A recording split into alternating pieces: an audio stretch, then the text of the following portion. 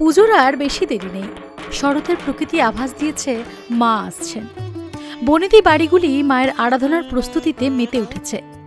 আজ ইটিভি ভারত তুলে ধরল পুরো দুর্গাপুর শহর, যার নামকরণে তাঁর বাড়ির দুর্গোৎসব। এবার তাঁদের পুজো প্রায় ৩০০ বছরের।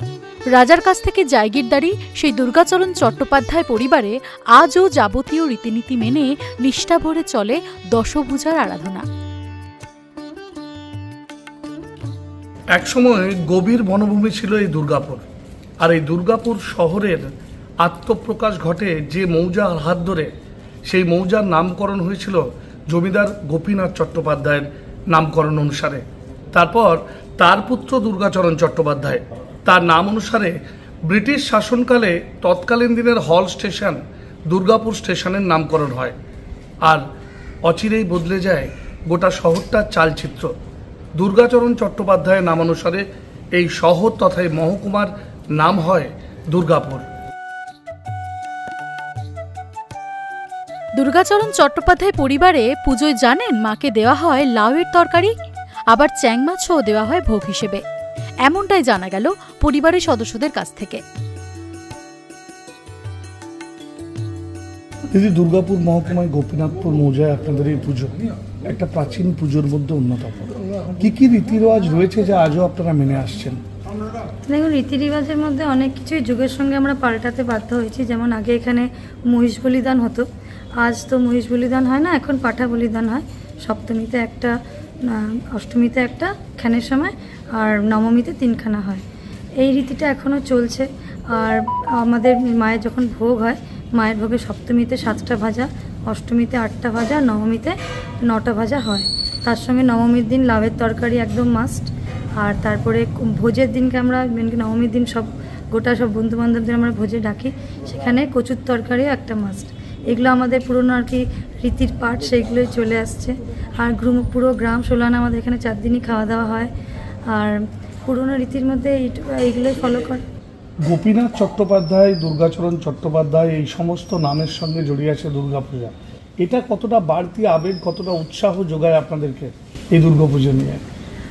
আমাদের দুর্গাপুজোর বাইরে থাকতে কেউই পছন্দ করে না।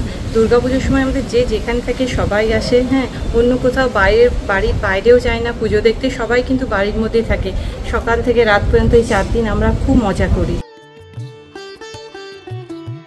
এখন সেই জৌলুস নেই ঠিকই, কিন্তু পরিবারের সদস্যরা দেশ বিদেশে যে যেখানেই থাকুক পুজোর 4 দিন এক জায়গায় জড়ো হন।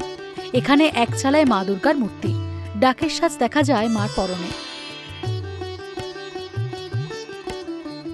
বহু ইতিহাস মিশে আছে যে মাটিতে আমরা দাঁড়িয়ে আছি, সেই গোপীনাথপুরের মাটিতে। এবং এখানেই চট্টোপাধ্যায় পরিবারের এই দুর্গা দেউল, এই দালান বাড়িতেই আজও সমানভাবে রীতি রেওয়াজ মেনে এখনও চট্টোপাধ্যায় পরিবারের বংশধরেরা সমস্ত নিষ্ঠা ভক্তি সহকারে মা দুর্গার আরাধনায় মেতে ওঠেন। যে যেখানে আছেন দেশে কিংবা বিদেশে, তারা প্রত্যেকেই দুর্গাপূজার এই কয়েকটা দিন এসে সামিল হন এই দুর্গা দালানে। এবং তারা আজও বিশ্বাস করেন এই দুর্গাপুর পুজোর সাথে মিশে আছে সমস্ত চট্টোপাধ্যায়ের আবেগ, ভক্তি এবং নিষ্ঠা। দুর্গাচরণ চট্টোপাধ্যায়ের দুর্গাপুজো, যার নামে নামাঙ্কিত গোটা শহর দুর্গাপুর। পুজোয় এটা কতটা বাড়তি আবেগ আপনাদের কাছে আজকে? এটা তো আমাদের খুবই আনন্দ, আবার অহংকার, সব কিছুই।